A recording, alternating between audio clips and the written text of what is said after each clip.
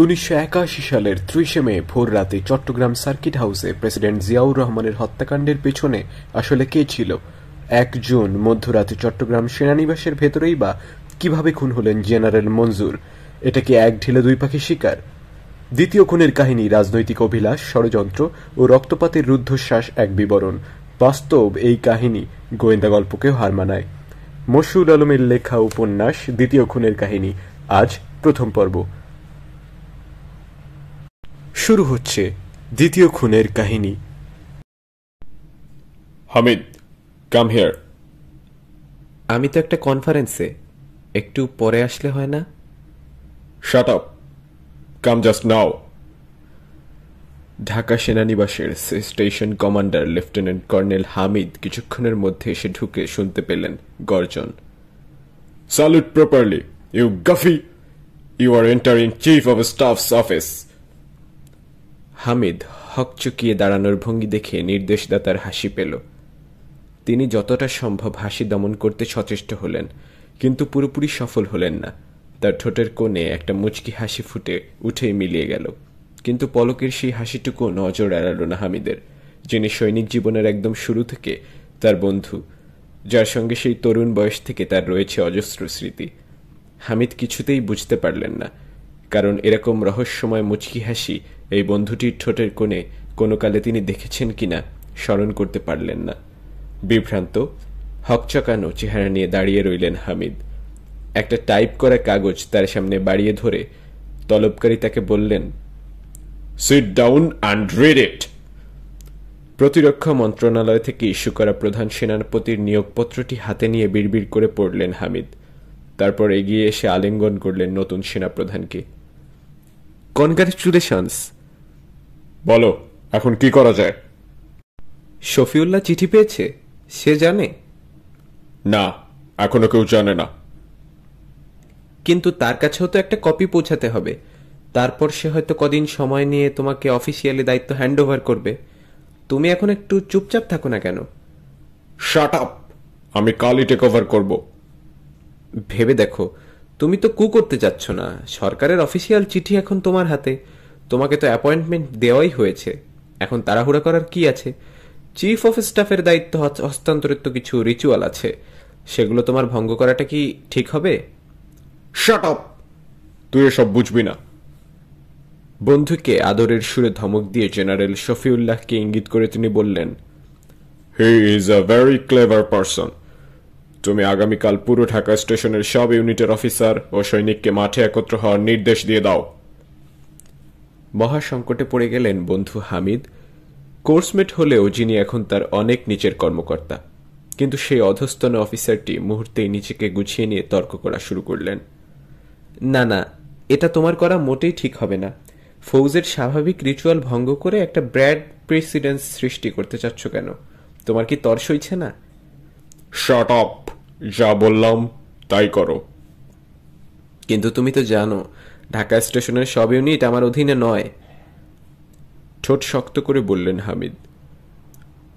Log এরিয়াকে কমান্ডারকে ডেকে নির্দেশটা দিলেই বরং ভালো হয়। গোয়ার গোবিন্দ বন্ধুটির দিকে চেয়ে তিনি একটু মুখ চেপে হাসলেন।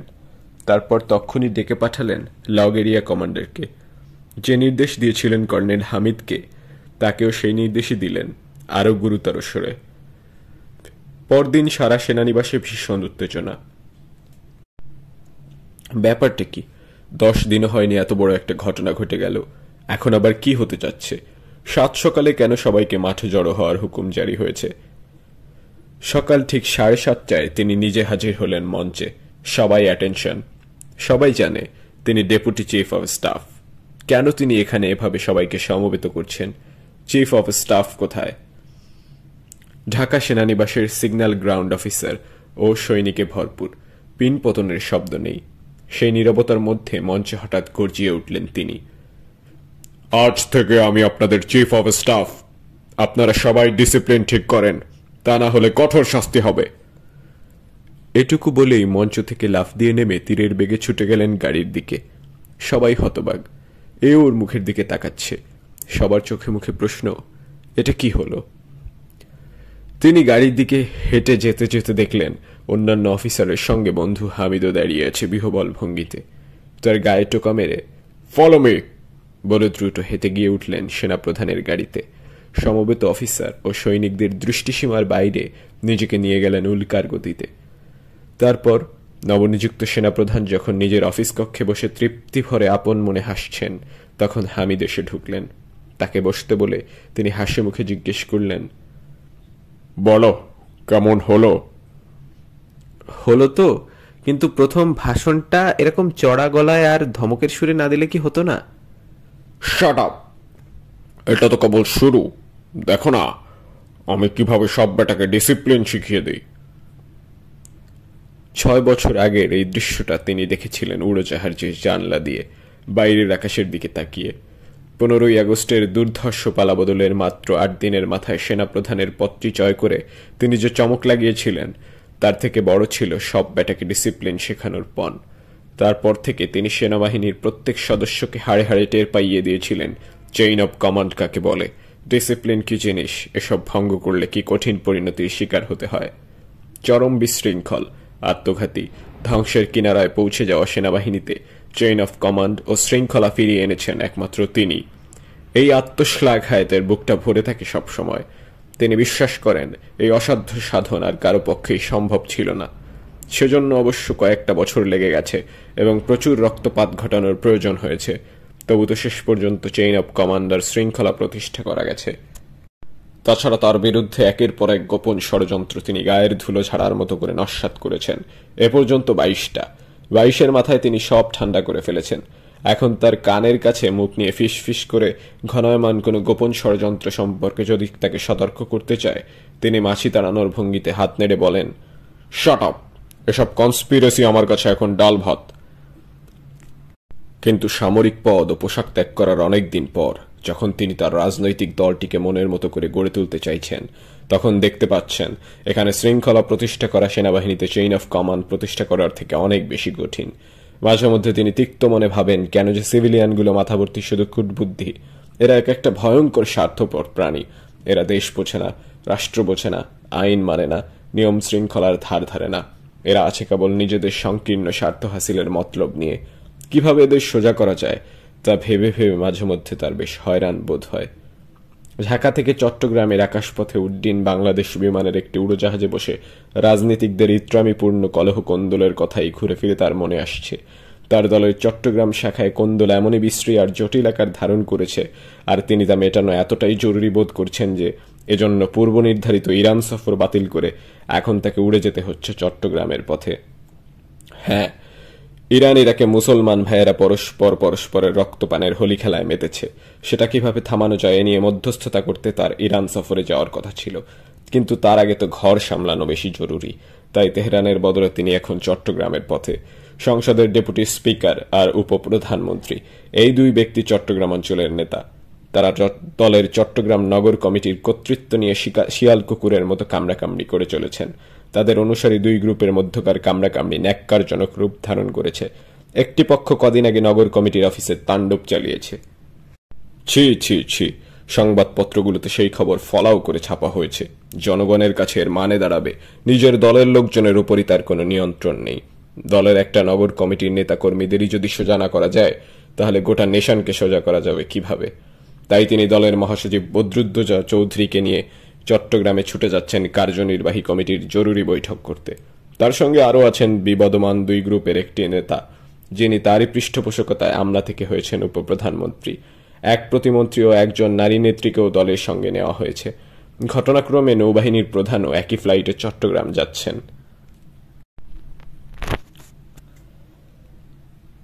মাত্র 48 ঘন্টা আগে বঙ্গভবন থেকে চট্টগ্রামের জেলা প্রশাসক জিয়াউদ্দিন চৌধুরীকে জানানো হয়েছে রাষ্ট্রপতি চট্টগ্রামে আসছেন। এতে জেলা প্রশাসক যতটা ব্যস্ত বিচলিত বোধ করেছেন, তার চেয়ে বেশি হয়েছেন বিস্মিত ও কৌতূহলী। তার মনে প্রশ্ন জেগেছে, বিষয়টা কি? তার এই প্রশ্নের কারণ তিনি বরাবর দেখে এসেছেন এত অল্প সময়ের নোটিশে রাষ্ট্রপতি কখনো কোনো জেলা সফরে যান না। রাষ্ট্রপতির জেলা সফরের পরিকল্পনা শুরু হয় কয়েক মাস আগে থেকে। যদিও চট্টগ্রামের কথা আলাদা। পার্বত্য চট্টগ্রামের অস্থির পরিস্থিতির কারণে সম্প্রতি চট্টগ্রামে রাষ্ট্রপতিকে আসতে হচ্ছে বেশ ঘন ঘনই। তবু এ পর্যন্ত তার প্রতিটি চট্টগ্রাম সফরের ব্যাপারে জেলা প্রশাসককে জানানো হয়েছে অন্তত 1 মাস আগে। অবশ্য এবারের এই ব্যতিক্রমে জেলা প্রশাসকের মনে যে বিস্ময় কিংবা জিজ্ঞাসা উকি মেরেছে তা অবিলম্বে মিটিয়ে দিয়েছে খোদ বঙ্গভবন। তাকে বঙ্গভবন থেকে বিশেষভাবে জানানো হয়েছে রাষ্ট্রপতির এই সফর একান্তই রাজনৈতিক। তিনি আসছেন একান্তভাবেই তার দলের জরুরি কাজে। এবার চট্টগ্রামে তার কোনো সরকারি কর্মসূচিই থাকবে না, মানে রাষ্ট্রপতি নয়, চট্টগ্রামে আসছেন ক্ষমতাসীন দলের প্রধান। তিনি তার দলের নেতাদের সঙ্গে জরুরি বৈঠক করবেন। বৈঠক শেষে একটি রাত ওই শহরে কাটিয়ে পরদিন সকালে ঢাকা ফিরবেন। জেলা প্রশাসক সেভাবেই সব আয়োজন সম্পন্ন করেছেন। তিনি রাষ্ট্রপতি ও তার সফর সঙ্গীদের বৈঠক ও রাত যাপনের বন্দোবস্ত করেছেন চট্টগ্রাম সার্কিট হাউসে। তাদের রাতের খাবার তৈরি হবে চিটাগাং ক্লাবের বাবুর্চিদের হাতে, কারণ তিনি জানেন রাষ্ট্রপতি সেখানকার খাবার পছন্দ করেন। এর আগে তিনি যতবার চট্টগ্রামে এসেছেন জেলা প্রশাসক তার খাবার আনিয়েছেন চিটাগাং ক্লাব থেকেই। এবার রাষ্ট্রপতির পক্ষ থেকে জেলা প্রশাসককে বলে দেওয়া হয়েছে ডিনারের মেনু যেন হয় খুব সাধারণ, রাজভোগের দরকার নেই। রাষ্ট্রপতির নির্দেশে চট্টগ্রাম বিমানবন্দরে তার অভ্যর্থনার আয়োজনও করা হয়েছে সীমিত ও অনাড়ম্বর। চট্টগ্রামের বিভাগীয় কমিশনার, জেলা প্রশাসক, মেট্রোপলিটন পুলিশ কমিশনার ও পুলিশের ডেপুটি ইন্সপেক্টর জেনারেল বিমানবন্দরে হাজির। তাদের আগে এসেছেন দলীয় স্থানীয় নেতাকর্মীরা। বিমানবাহিনীর প্রধান এয়ার ভাইস মার্শাল সদরুদ্দিন পূর্ব নির্ধারিত এক কর্মসূচিতে আজই সকাল 7টার বিমানবাহিনীতে একটি হেলিকপ্টারে চট্টগ্রাম এসেছেন। সৌজন্যের খাতিরে তিনিও রাষ্ট্রপতিকে অভ্যর্থনা জানাতে হাজির হয়েছেন বিমানবন্দরে। এছাড়া রাষ্ট্রপতি চট্টগ্রামে এলে সাধারণত সেনাবাহিনী, নৌবাহিনী ও বিমানবাহিনীর স্থানীয় কমান্ডাররাও তাকে অভ্যর্থনা জানাতে বিমানবন্দরে উপস্থিত থাকেন। নৌ ও বিমান বাহিনীর 2 স্থানীয় কমান্ডার যথারীতি এসে পড়েছেন, কিন্তু সেনাবাহিনীর চট্টগ্রাম বিভাগের কমান্ডার মেজর জেনারেল মঞ্জুর দৃশ্যপটে নেই। তার প্রতিনিধি হিসেবে এসেছেন তার অধস্তন অফিসার, ইস্ট বেঙ্গল রেজিমেন্ট সেন্টারের কমান্ড্যান্ট ব্রিগেডিয়ার আজিজুল ইসলাম। বিভাগীয় কমিশনার সাইফুদ্দিন আহমেদ ও জেলা প্রশাসক জিয়াউদ্দিন চৌধুরী এর আগেও কয়েকবার লক্ষ্য করেছেন রাষ্ট্রপতিকে অভ্যর্থনা জানাতে জেনারেল মঞ্জুর ইদানিং আর বিমানবন্দরে আসছেন না। তারা বিভিন্নভাবে জেনেছেন রাষ্ট্রপতি ও চট্টগ্রামের জিওসির মধ্যে আগের মতো সুসম্পর্ক এখন আর নেই। জিওসি রাষ্ট্রপতির ওপর ক্ষুব্ধ, আর রাষ্ট্রপতিও তাকে এখন আর সুনজরে দেখেন না। জিওসি মঞ্জুর যে রাষ্ট্রপতি গুডবুকে আর নেই, এটা অন্তত একটা আলামত প্রত্যক্ষ করেছেন বিভাগীয় কমিশনার নিজেই। রাষ্ট্রপতি ও তার সফর সঙ্গীদের নিয়ে বাংলাদেশ বিমানের বাণিজ্যিক ফ্লাইটের ছোট্ট উড়োজাহাজটি চট্টগ্রাম বিমানবন্দরে এসে নামল। জ্যৈষ্ঠের রোদে সকালবেলাতেই তেতে উঠেছে বিমানবন্দরের খোলা প্রান্তর। বাতাস বইছে, কিন্তু তা যেন লু হাওয়া। ওপরে আকাশ স্বচ্ছ নীল, কোথাও মেঘের ছিটে ফোটাও নেই। অনেক উঁচুতে মন্থরভাবে চক্কর খাচ্ছে কয়েকটা চিল। উড়োজাহাজের দরজা খুলে গেল। সেখানে উদয় হলেন রাষ্ট্রপতি। তার পরনে হালকা ধূসর রঙের সাফারি স্যুট। রোদের ঝলকে কুচকে গেল তার চোখ মুখ। তিনি সাফারির পকেট থেকে কালো চশমা বের করে চোখে পড়লেন। তারপর খোলা প্রান্তরের চারিপাশে এক পলক দৃষ্টি বুলিয়ে নিয়ে স্বভাবসুলভ দৃঢ় পদক্ষেপে নামতে শুরু করলেন উড়োজাহাজের সিঁড়ি বেয়ে। সিঁড়ির গোড়ায় দাঁড়িয়ে থাকা অপেক্ষা করছেন বিভাগীয় কমিশনার ও জেলা প্রশাসক সহ অভ্যর্থনা জানাতে আসা ব্যক্তিরা। রাষ্ট্রপতি সিঁড়ির শেষ ধাপে পা রাখতেই সবাই কপালে হাত তুলে তাকে সালাম জানালেন। রাষ্ট্রপতি তাদের দিকে বাড়িয়ে দিলেন হাত। করমর্দন শুরু করলেন একে একে সবার সঙ্গে। ব্রিগেডিয়ার আজিজের সঙ্গে করমর্দনের সময় রাষ্ট্রপতি তাকে জিজ্ঞাসা করলেন, মঞ্জুরের খবর কি? স্যার, উনি টেনিস খেলতে গিয়ে ব্যথা পেয়েছেন। রূপালী ছোপ ধরা ছিমছাম মোচের বাম পাশটা একটু আন্দোলিত হয়ে একটা বাঁকা হাসি ফুটে উঠল রাষ্ট্রপতির ঠোঁটের কোণে। তারপর খানিক তির্যক সুরে বেজে উঠল তার কণ্ঠ, যা শুধু ব্রিগেডিয়ার আজিজের নয়, উপস্থিত অন্যদেরও শ্রুতি আকর্ষণ করল। মনে হচ্ছে সে একটু ইদানিং বেশি খেলাধুলা করছে। ওকে বলো, টেনিস খেলে শুধু শুধু পেরেশান হয়ে কাজ নাই। ব্রিগেডিয়ার মাথা নিচু করলেন। বিভাগীয় কমিশনার তাকালেন তার পাশে দাঁড়ানো জেলা প্রশাসকের মুখের দিকে। দুজনের চোখাচোখি হল, কিন্তু কে কাকে কি বোঝাতে চাইলেন তা নিয়ে দুজনের কেউই নিশ্চিত হতে পারলেন না। অবশিষ্ট ব্যক্তিদের সঙ্গে রাষ্ট্রপতি করমর্দন করতে যতক্ষণ সময় লাগলো, ততক্ষণ ধরেই মাটির দিকে চেয়ে রইলেন জেনারেল মঞ্জুরের প্রতিনিধি ব্রিগেডিয়ার আজিজ। করমর্দন শেষে রাষ্ট্রপতি ও অন্যদের নিয়ে কয়েকটা গাড়ি ছুটে গেল বিমানবন্দরের ভিআইপি লাউঞ্জের দিকে। সেখানে তার দলের স্থানীয় নেতাকর্মীরা ভিড় জমিয়েছেন, অথচ রাষ্ট্রপতি জেলা প্রশাসককে বলে রেখেছিলেন তাকে অভ্যর্থনা জানাতে বেশি লোক যেন বিমানবন্দরে ভিড় না করে। কিন্তু ক্ষমতাসীন দল বলে কথা, জেলা প্রশাসকের সাধ্য কি যে তিনি দলের নেতাকর্মীদের সামলে রাখবেন? তারা ভিআইপি লাউঞ্জকে রীতিমতো কোরবানির পশুহাটের চেহারা দান করেছেন। রাষ্ট্রপতি সেখানে অল্প কয়েকজনের সঙ্গে করমর্দন করে হঠাৎ সবাইকে তটস্থ করে হাঁটতে আরম্ভ করে দিলেন। ক্ষিপ্র পদক্ষেপে ভিআইপি লাউঞ্জ থেকে বেরিয়ে গটগট করে এগিয়ে গেলেন তার জন্য অপেক্ষামান গাড়িবহরের দিকে। তার পিছু পিছু হন্তদন্ত হয়ে ছুটলেন সবাই। গাড়িবহরের একদম সামনে দাঁড়িয়ে আছে চট্টগ্রাম জেলা প্রশাসকের দাপ্তরিক গাড়ি, হলদেটে খয়েরি রঙের একটা টয়োটা করলা। রাষ্ট্রপতি চট্টগ্রামে এলে সাধারণত এই গাড়িতেই চলাফেরা করেন। তিনি গটগট করে হেঁটে গিয়ে বসলেন সেটিতে। তাকে অনুসরণ করলেন জেলা প্রশাসক জিয়াউদ্দিন। অন্য সফর সঙ্গীরা উঠে বসলেন পেছনের গাড়িগুলোতে। রাষ্ট্রপতির গাড়িবহর বিমানবন্দর থেকে বেরিয়ে ছুটে চলল চট্টগ্রাম সার্কিট হাউসের দিকে। সড়কের দুই পাশে সারি ধরে দাঁড়িয়ে আছে শত শত উৎসুক আনন্দিত মানুষ। তারা এই রাষ্ট্রপতিকে খুব ভালোবাসে। তারা তার উদ্দেশ্যে হাসি মুখে হাত নাড়ছে। রাষ্ট্রপতিও তাদের দিকে হাত নাড়ছেন। কিন্তু আজ তার হাত নাড়ানো একটু স্বাভাবিক স্বতঃস্ফূর্ততার অভাব, কারণ এই মুহূর্তে তিনি একটু অন্যমনস্ক। এখন তার মনের মধ্যে উপদ্রবকারীর মতো দাপিয়ে বেড়াচ্ছেন চট্টগ্রাম জিওসি জেনারেল মঞ্জুর। রাষ্ট্রপতিকে অভ্যর্থনা জানাতে বিমানবন্দরে না আসার মধ্য দিয়ে তিনি তার মনটাকে গ্রাস করেছেন।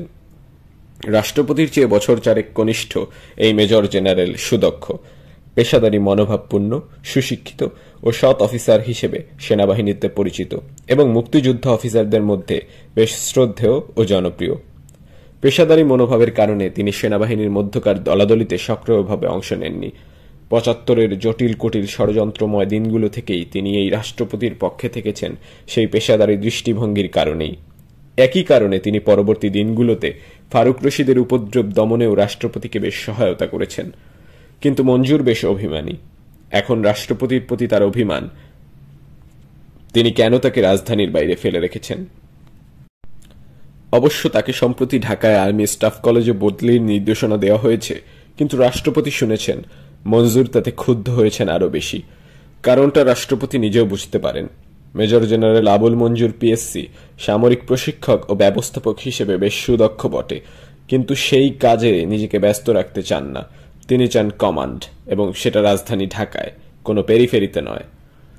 বন্দর এলাকার ভেতর দিয়ে যেতে যেতে রাষ্ট্রপতির চিন্তার খাত হঠাৎ বদলে গেল। তিনি জেলা প্রশাসককে বললেন, মিউনিসিপ্যালিটির লোকজনকে রাস্তাগুলো চওড়া করার উদ্যোগ নিতে বলেন না কেন? সেটাও জানেন চিটাগাং দেশের বিগেস্ট পোর্ট সিটি, আর এই সিটির রাস্তাগুলোর অবস্থা এই। এত সরু সরু রাস্তা দিয়ে কি বন্দর নগরী চলে? উত্তরে জেলা প্রশাসক কি বলবেন তা শোনার অপেক্ষা না করেই রাষ্ট্রপতি বলে চললেন, আপনাদের প্রথমেই উচিত রাস্তা থেকে ওই আইল্যান্ডগুলো তুলে দেওয়া, তাহলে রাস্তাগুলো কিছুটা হলেও চওড়া হবে। আর সড়কে আইল্যান্ড তৈরির কনসেপ্টটা বেরিয়েছিল কার মাথা থেকে? সড়কে আইল্যান্ড লাগবে কেন? রাস্তায় কিভাবে চলাচল করতে হয় সেটা কি দেয়াল তুলে আর বেড়া দিয়ে কোনো সভ্য জাতিকে শেখাতে হয়? লোকজনকে তো সড়কে চলাফেরা করতে হবে নির্দিষ্ট লাইন মেইনটেইন করে। ডিসিপ্লিন হতে হবে। ডিসিপ্লিন ছাড়া কোনো জাতি কখনো উন্নতি করতে পারে? জি স্যার, নিশ্চয়ই, বিনীতভাবে বললেন জেলা প্রশাসক জিয়াউদ্দিন। কিন্তু মানুষের মধ্যে যখন ডিসিপ্লিনের প্রচন্ড অভাব, তখন তাদের রাস্তায় লেন মেইনটেইন করতে চলতে বাধ্য করা খুব কঠিন। এই অবস্থায় রোড আইল্যান্ডগুলো কিন্তু এক ধরনের ন্যাচারাল ব্যারিয়ারের কাজ করে। ঢাকার রাস্তাগুলো থেকে আইল্যান্ড তুলে দেওয়ার পরের অভিজ্ঞতা কিন্তু ভালো না স্যার। আইল্যান্ডগুলো সরিয়ে নেওয়ার পর থেকে ঢাকার রাস্তায় কেওস কিন্তু আরো বেড়ে গেছে। এই দেশের পাবলিক কি লেন মেইনটেইন করে চলে স্যার? কেউ তো কিছু মানতেই চায় না। Freedom and discipline go hand in hand, বেশ শানিত কণ্ঠে বললেন রাষ্ট্রপতি। Discipline with responsibility. You must be responsible when you are free, otherwise you might destroy yourself with your indisciplined freedom. বক্তৃতার মতো বলে চলেন রাষ্ট্রপতি। জেলা প্রশাসক মনোযোগী ছাত্রের মতো মাথা দোলাতে দোলাতে থাকেন। এক পর্যায়ে তিনি রাষ্ট্রপতির কণ্ঠে শুনতে পান লক্ষ প্রাণের বিনিময়ে স্বাধীনতা পাওয়া আক্ষেপ। বাংলাদেশের পাবলিক স্বাধীনতা পেয়েছে, কিন্তু ডিসিপ্লিন জানে না। আর স্বাধীনতা পাওয়াটাও হয়ে গেছে খুব তাড়াতাড়ি, মাত্র 9 মাসে। ভিয়েতনামের মতো যদি যুদ্ধটা করতে হতো 15 বছর ধরে, তাহলে এই পাবলিক টের পেত স্বাধীনতার মূল্য কি। জেলা প্রশাসকের মনে হলো নীরব থাকাই উত্তম। যে রাষ্ট্রপতি সাধারণত কম কথা বলেন, একটা দুটো শব্দেই প্রয়োজনীয় কথা সেরে ফেলেন, তাকে আজ স্বতঃস্ফূর্ত সাবলীলভাবে এত কথা বলতে দেখে ভালো লাগে তার। তার মন চায় রাষ্ট্রপতির এই কিছুটা প্রগল্ভ মেজাজ যেন অটুট থাকে। তিনি চুপচাপ শুনতে থাকেন রাষ্ট্রপতির কথাগুলো। ডিসিপ্লিন ছাড়া কোনো দেশ গড়া যায় না বলে চলেন রাষ্ট্রপতি। ইনডিসিপ্লিন কোনো নেশন কখনো উন্নতি করতে পারে না।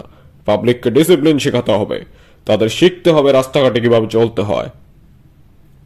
একটু পরেই পথ ফুরিয়ে এলো। একে তো রাষ্ট্রপতির গাড়ি বহর, তার উপর শুক্রবার। যানবাহন শূন্য রাস্তাটা শেষ হয়ে এলো যেন চোখের পলকেই। সার্কিট হাউসের কাছাকাছি এসে রাষ্ট্রপতি হঠাৎ নীরব হয়ে গেলেন। নিমগ্ন হয়ে পড়লেন কি এক গভীর চিন্তায়। সেটা লক্ষ্য করে জেলা প্রশাসকের মন একটু খারাপ হয়ে গেল। রাষ্ট্রপতির এমন গম্ভীর চেহারা মোটেও স্বস্তিকর নয়। নীরব ও গম্ভীর রাষ্ট্রপতি এবং অনিশ্চিত অস্বস্তিতে ভুগতে থাকা জেলা প্রশাসককে নিয়ে গাড়িটি অচিরেই সার্কিট হাউসের লোহার গেট পেরিয়ে ঢুকে পড়ল গাছপালা ঘেরা লনে, যার ভূমিতে বেশ ঘন হয়ে গজিয়েছে ঘাস। রাষ্ট্রপতি নামার আগে জেলা প্রশাসককে জিজ্ঞেস করলেন, জুমার নামাজ আদায়ের ব্যবস্থা করেছেন কোথায়? চন্দনপুরা মসজিদে, স্যার। রাষ্ট্রপতি গাড়ি থেকে নেমে কোনো দিকে না তাকিয়ে সোজা ঢুকে পড়লেন সার্কিট হাউস মূল বাংলোর ভেতরে। সিঁড়ি বেয়ে তরতর করে উঠে গেলেন দোতলার নিজের সুইটে। তার সঙ্গে ঢাকা থেকে আসা প্রেসিডেন্টস গার্ড রেজিমেন্টের 12 জন সদস্যের স্বয়ংক্রিয় চীনা রাইফেল হাতে অবস্থান নিলেন বাংলোর বারান্দায়, সম্মুখ দরজায়, নিচতলার অভ্যর্থনা কক্ষে, দোতলায় ওঠার সিঁড়িতে এবং রাষ্ট্রপতির সুইটের দরজায় ও করিডরে। চট্টগ্রাম সার্কিট হাউস প্রায় 100 বছরের পুরনো একটা দোতলা বাংলো বাড়ি। ছাদে পোড়া মাটির টাইল, রং ইটের মতো লাল, মেঝেতে কাঠের টাইল বসানো। উভয়তলার ঘরগুলো বেশ বড়, বেশ উঁচু সিলিং, চওড়া করিডর। বাংলোর সামনে গাছপালায় ঘেরা বেশ প্রশস্ত লন, পেছনে কর্মচারীদের জন্য আলাদা কোয়ার্টার। একই চত্বরের ভেতরে কিন্তু মূল বাংলো থেকে 100 গজ দূরের চট্টগ্রাম জেলার সরকারি যানবাহনের গ্যারেজ বা পরিবহন পুল। পুরো কম্পাউন্ড ঘেরা রয়েছে বুক সমান উঁচু প্রাচীর দিয়ে। প্রধান প্রবেশপথে লোহার গেট, সেটি সবসময় খোলাই থাকে। সাধারণত কোনো পুলিশ প্রহরা থাকে না। যখন রাষ্ট্রপতি বা মন্ত্রীরা আসেন কেবল তখনই পুলিশ প্রহরার ব্যবস্থা করা হয়। আজও তেমনটিই করা হয়েছে। পুলিশের সদস্যরা সতর্ক অবস্থান নিয়েছেন বাংলোর বাইরে। বন্ধ করে দেওয়া হয়েছে সার্কিট হাউস চত্বরের প্রবেশের লোহার গেটটি। ভেতরে নিরাপত্তা নিশ্চিত করার দায়িত্ব বরাবরের মতোই প্রেসিডেন্ট গার্ড রেজিমেন্টের সদস্যদের। তাদের নেতৃত্বে আছেন রাষ্ট্রপতির ব্যক্তিগত নিরাপত্তা কর্মকর্তা, যিনি বাংলাদেশ সেনাবাহিনীর একজন লেফটেন্যান্ট কর্নেল। রাষ্ট্রপতি যখন সরকারি সফরে আসেন তখন সংশ্লিষ্ট সরকারি কর্মকর্তাদের ছাড়া আর কাউকেই সার্কিট হাউসের ভেতরে ঢুকতে দেওয়া হয় না। কিন্তু আজ যে প্রায় 20-25 জন মানুষকে ঢুকতে দেওয়া হয়েছে, তারা সবাই রাষ্ট্রপতির গড়া রাজনৈতিক দলটির নেতাকর্মী। তাদের সঙ্গে জরুরি বৈঠক করতেই রাষ্ট্রপতি আজ চট্টগ্রামে এসেছেন। অপেক্ষাকৃত নিচু পর্যায়ের আরও কিছু নেতা আর অনেক কর্মী সার্কিট হাউসের ভেতরে ঢোকার জন্য প্রধান গেটে ভিড় জমিয়েছে, কিন্তু পুলিশ তাদের ঢুকতে দিচ্ছে না। ফলে ঝগড়া লেগে যাচ্ছে। কিন্তু পুলিশ সদস্যদের ঝগড়ায় উৎসাহ কম। রাজনৈতিক নেতাকর্মীদের কাছে তাদের কৈফিয়ত হলে তারা ঊর্ধ্বতন কর্তৃপক্ষের হুকুমের গোলাম। তাদের প্রতি হুকুম জারি হয়েছে আর একটা কাকপক্ষীয় যেন সার্কিট হাউসের চত্বরে ঢুকতে না পারে, কারণ যাদের ঢোকা প্রয়োজন তারা ইতিমধ্যে ঢুকে পড়েছে। কিন্তু নাছোড়বান্দা নেতাকর্মীরা পুলিশের বক্তব্যের প্রতিবাদ করে বলে যে তারা বনের কাকপক্ষী নয়, বরং তারা রাষ্ট্রপতির নিজ হাতে গড়া রাজনৈতিক দলের ভাইটাল ফোর্স। তখন পুলিশ সদস্যরা তাদের কাছে মাফ চায়, কিন্তু তারা মাফ করে না। আবার তারা তাদের অগ্রাহ্য করে ভেতরে ঢুকে পড়ার সাহসও পায় না, কারণ প্রত্যেক পুলিশ সদস্যের কাঁধে আছে রাইফেল। উপরন্তু কয়েকজনের হাতে আছে মোটামোটা হান্টার, যেগুলোর একটি বাড়ি যে কোনো ভাইটাল ফোর্সকে ধরাশায়ী করে ফেলার জন্য যথেষ্ট। ফলে সার্কিট হাউসের লোহার গেট ও তার আশেপাশের এক আপাত নিরাপদ অচল অবস্থা বিরাজ করছে। কিন্তু ভিড় কিছুমাত্র হালকা হচ্ছে না। ভিড়ের অধিকাংশ মানুষের ভাব এমন যেন ওখানে দাঁড়িয়ে সার্কিট হাউসের বাংলো বাড়িটার দিকে তাকিয়ে থাকতে পারলেই তারা খুশি, কারণ ওই বাড়ির ভেতর এখন অবস্থান করছেন তাদের প্রাণপ্রিয় রাষ্ট্রপতি, যাকে একবার দেখতে পেলে জীবন ধন্য বলে মনে হয়। শুধু রাজনৈতিক নেতাকর্মী নয়, অনেক সাধারণ মানুষও এসে জড়ো হয়েছেন সেখানে। খবর পেয়ে ভিক্ষুক আর ছিন্নমূল শিশুরাও আসতে শুরু করেছেন নগরের বিভিন্ন প্রান্ত থেকে। রাষ্ট্রপতি হাত মুখ ধুয়ে পোশাক বদল করে বেরিয়ে এলেন নিজের সুইট থেকে। সময়ক্ষেপণ না করে দলের নেতাদের নিয়ে বৈঠকে বসে পড়লেন। বিভাগীয় কমিশনার ও জেলা প্রশাসক আপাতত বাসায় ফিরে গেলেন। দলের বিবদমান দুই পক্ষের নেতাদের সঙ্গে রাষ্ট্রপতির বৈঠক চলছে। তিনি উভয় পক্ষের কথা নীরবে ও গম্ভীরভাবে শুনছেন। নিজে কিছু বলছেন খুবই কদাচিৎ। নেতাদের কথা শুনতে শুনতে তিনি তাদের প্রত্যেকের মৌলিক স্বভাব প্রকৃতি বোঝার চেষ্টা করছেন। যতই তার মনে হচ্ছে তিনি তাদের বুঝতে পারছেন, ততই তার মনটা তিক্ততায় ভরে উঠছে, কারণ তিনি দেখতে পাচ্ছেন প্রতিটি ব্যক্তি ভীষণ আত্মপর। দলের কিংবা দেশের মঙ্গলের বিষয়গুলো কারো মধ্যেই কাজ করছে না। কি করলে দলের ভালো হবে সেই চিন্তার লেশমাত্র কারো মাথায় নেই। প্রত্যেকের আছে নিজ নিজ স্বার্থসিদ্ধির মতলব নিয়ে। তাদের প্রতিটি কথায় ও দেহভঙ্গিমায় ফুটে উঠছে সংকীর্ণতা আর স্বার্থপরতা। অবশ্য এসব অপ্রীতিকর সত্য দেখতে পেয়ে আর এদের হীন স্বার্থপরতার কথা ভেবে হতাশ হওয়ার পাত্র এই রাষ্ট্রপতি নন। তিনি যখন সিদ্ধান্ত নিয়েছেন সামরিক বাহিনী আর বেসামরিক আমলাতন্ত্রের উপর নির্ভরশীল না থেকে জনগণের নেতার আসনে তিনি নিজেকে অধিষ্ঠিত করবেন, হয়ে উঠবেন জাতির অবিসংবাদিত নেতা, তখন আপামর জনসাধারণের মন জয় করতে পারে এমন একটি রাজনৈতিক দল তাকে গড়ে তুলতেই হবে। ব্যক্তি মানুষ স্বভাবতই স্বার্থপর, এ বিশ্বাস তার খুব শক্ত। এই মানুষগুলি স্বার্থপর বলেই এদের দলে ভেড়ানো সম্ভব হয়েছে। দেশ গড়ার নিঃস্বার্থ ব্রত নিয়ে যে কেউ তার দলে এসে ভেড়েনি, এই ধারণা তার মনে বদ্ধমূল। তাই তিনি নিজেকে এই বলে প্রবোধ দেন যে এজন্য মন খারাপ করা বা হতাশ হওয়ার কোনো যুক্তি নেই। এদের দিয়েই গড়ে তুলতে হবে একটা শক্ত পাটাতন, যেখান থেকে তিনি উঠে যেতে পারবেন জনগণের অবিসংবাদিত নেতার উচ্চ আসনে। তারপর যখন বিভাগীয় কমিশনার ও জেলা প্রশাসক আবার এলেন রাষ্ট্রপতিকে সঙ্গে নিয়ে জুমার নামাজ আদায় করতে চন্দনপুরা মসজিদে যাওয়ার জন্য, রাষ্ট্রপতি অবাক হয়ে দেখলেন এরই মধ্যে পেরিয়ে গেছে 2.5 ঘন্টা। তিনি সভা মুলতবি রেখে উঠে পড়লেন। 10 মিনিটের মধ্যে গোছল ছেড়ে ধবধবে সাদা পাঞ্জাবি পাজামা পরে বেরিয়ে এলেন নিজের সুইট থেকে। স্বভাব সুলভ দ্রুত পদক্ষেপে এগিয়ে গেলেন সিঁড়ির দিকে। নিচ তলায় অপেক্ষমান বিভাগীয় কমিশনার ও জেলা প্রশাসক দেখতে পেলেন রাষ্ট্রপতির চেহারা এখন আরো গম্ভীর। তিনি নীরবে সিঁড়ি বেয়ে নেমে এসে কারো সঙ্গে কোনো কথা না বলে বাংলো থেকে বেরিয়ে সোজা গিয়ে উঠে বসলেন গাড়িতে। এবার ওই গাড়িতে তার সঙ্গী হলেন বিভাগীয় কমিশনার সাইফুদ্দিন আহমেদ, জেলা প্রশাসক জিয়াউদ্দিন আর উপপ্রধানমন্ত্রী ও ফটিকছড়ির সাংসদ জামাল উদ্দিন উঠলেন অন্য এক গাড়িতে। রাষ্ট্রপতির সফর সঙ্গীরাও অন্যান্য গাড়িতে করে চললেন তার পেছনে পেছনে। ইতিমধ্যে সারা চট্টগ্রামের মানুষ জেনে গেছে রাষ্ট্রপতি তাদের শহরে এসেছেন। তাকে দেখার জন্য সড়কের দুই পাশে ভিড় করে দাঁড়িয়ে আছে। রাষ্ট্রপতির গাড়ির দিকে চেয়ে তারা সানন্দে হাত নাড়ছে, কেউ কেউ জিন্দাবাদ ধ্বনি দিচ্ছে। কিন্তু রাষ্ট্রপতি এখন গম্ভীর। তিনি তাদের দিকে হাত নাড়ছেন না, এমনকি তাকাচ্ছেনও না। তার মেজাজ ভীষণ খারাপ হয়ে গেছে।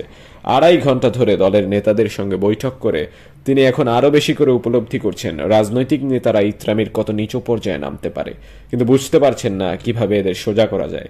নীরব ও গম্ভীর রাষ্ট্রপতিকে নিয়ে গাড়ি এগিয়ে চলে চন্দনপুরা মসজিদের উদ্দেশ্যে।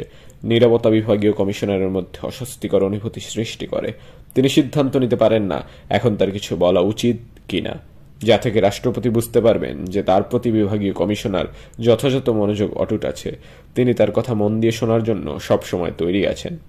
রাষ্ট্রপতি তাকে জিজ্ঞেস করতে পারেন চট্টগ্রামের অবস্থা কি, সরকারের পারফরমেন্স সম্পর্কে সাধারণ মানুষ কি বলে, তার দল সম্পর্কে চট্টগ্রামবাসীর ধারণা কি, দলের ভাবমূর্তি কেমন ইত্যাদি, এবং আরও যা কিছু তার জানতে ইচ্ছা করে।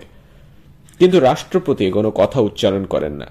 এমন দৃষ্টিতে জানলা দিয়ে বাইরে থাকেন যা দেখে বিভাগীয় কমিশনারের মনে হয় তিনি ভয়ানক বিরক্ত হয়েছেন। চন্দনপুরা মসজিদ উপচে পড়ছে মুসল্লিদের ভিড়ে। তাদের মধ্যে দলীয় নেতাকর্মীই বেশি।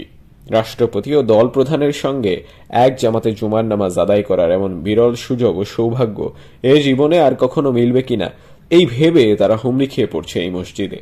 এমন নয় যে তাদের সবাই নিয়মিত নামাজ পড়ে, এমনকি অনেক তরুণ যুবকও আজ নামাজ পড়তে এসেছে, যারা জুমার দিনগুলোতে মসজিদে আসার চেয়ে ক্লাবে বসে ক্যারাম কিংবা তাস খেলে সময় কাটাতেই বেশি পছন্দ করে। মসজিদ কমিটির লোকজনেরও আজ আনন্দের সীমা নেই। খুশিতে গদগদ হয়ে আছেন ইমাম ও মুয়াজ্জিন সাহেব। আর চট্টগ্রাম নগরে যত ভিক্ষুক আছে, নারী ও পুরুষ, বয়স্ক, জওয়ান, শিশু, সুস্থ কিংবা বিকলাঙ্গ, তাদের কেউ যেন বাদ নেই। যেন প্রত্যেকেই নিজ নিজ ভিক্ষাঞ্চলের লোকজনকে আজ তাদের মতো মাফ করে দিয়ে ছুটে এসেছে চন্দনপুরায়। তারা এসেছে এই আশায় নয় যে রাষ্ট্রপতি তাদের ভিক্ষা দেবেন, তারা এসেছে কাছ থেকে এক নজর দেখার আশায় বুক নিয়ে। তাই তাদের সংখ্যা এত অগণন। মসজিদ প্রাঙ্গণের বাইরে রাস্তায় তাদের ভিড় সামলাতে পুলিশের নাভিশ্বাস উঠে যাচ্ছে। আতর, গোলাপ জল আর আগরবাতির সুগন্ধে ভরপুর চন্দনপুরা মসজিদের জামাতের প্রথম কাতারে ইমামের ঠিক পেছনে দাঁড়িয়ে গম্ভীর বদনে ও আধভোজা চোখে জুমার নামাজ আদায় করলেন রাষ্ট্রপতি। নামাজের শেষে ইমাম শুরু করলেন দীর্ঘ মোনাজাত। রাষ্ট্রপতির দীর্ঘায়ু কামনা করে তিনি মহান আল্লাহর দরবারে ফরিয়াদ জানালেন কান্না জড়িত কণ্ঠে। মসজিদ ভর্তি মুসল্লিদের কণ্ঠ ভিজে উঠল। মাথার উপর সজোরে ঘূর্ণমান সিলিং ফ্যানগুলোর বনবন সনবসন শব্দ চাপা পড়ে গেল মুসল্লিদের আকুল আহাজারিতে। দীর্ঘক্ষণ ধরে চলল মোনাজাত। ইমামের আহাজারিতে ঘুরে ফিরে রাষ্ট্রপতির সুস্বাস্থ্য ও দীর্ঘায়ু কামনা। হে পরবর্তীকার, মহামান্য প্রেসিডেন্ট দেশ পরিচালনা ও জনগণের ভালো মন্দ দেখাশোনার ভার নিজের কাঁধে তুলিয়া আনিয়াছেন। তুমি তাকে সহি সালামতে রাখো। ইয়া মাবুদ, তুই তাকে হায়াত দারাজ করো। তার সমস্ত বালা মুসিবাত তুমি দূর করে দাও। দেশ বিদেশে তার মুখ উজ্জ্বল করে দাও। মনোজাত যেন শেষ হতে চায় না। এক পর্যায়ে রাষ্ট্রপতির বিরক্তি বোধ হতে শুরু করে। কারোর কোনো সীমা জ্ঞান নেই। এই তিক্ত উপলব্ধি তাকে পীড়িত করে। তিনি ভেবে পান না এই জাতি কি করে উন্নয়ন অগ্রগতির পথে অগ্রসর হবে। এদের তো স্বাভাবিক কাণ্ডজ্ঞানই মর্মান্তিক অবস্থা। সময় জ্ঞান নাই, নিয়ম শৃঙ্খলার বালাই নেই, সিভিক সেন্স নেই, আছে শুধু ধান্দা। রাষ্ট্রপতি বিলক্ষণ বুঝতে পারছেন ইমাম সাহেব আন্তরিকভাবে যা করছেন তা তার মনোযোগ আকর্ষণের ও তাকে খুশি করার প্রাণান্তকর প্রয়াস। রাষ্ট্রপতির সুস্বাস্থ্য ও দীর্ঘায়ু প্রার্থনা করে আল্লাহর দরবারে তার করুণ আকুতির ফল আদৌ ফলবে কিনা তা নিয়ে ইমামের মাথা ব্যথা নেই। শুধু রাষ্ট্রপতি খুশি হলেই তার মনোবাঞ্ছা পূর্ণ হয়। অবশেষে এক সময় শেষ হল ক্রন্দনময় মোনাজাত। সবাই উঠে দাঁড়ালো। চারপাশ থেকে সবাই ঘিরে ধরল রাষ্ট্রপতিকে।